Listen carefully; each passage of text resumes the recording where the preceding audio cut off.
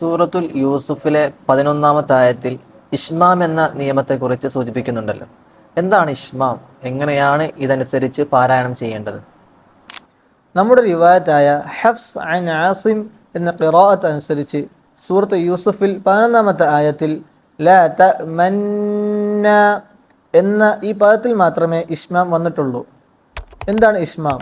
ഇഷ്മാം എന്നാൽ അത് കേൾക്കാനുള്ളതല്ല, അത് കാണാൻ ഉള്ളത് മാത്രമാണ്.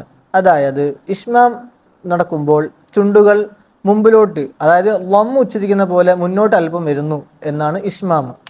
അപ്പോൾ ഇവിടെ കാഴ്ചയിൽ ലമ്മാണെങ്കിലും കേൾവിയിൽ ഫതഹായിരിക്കും.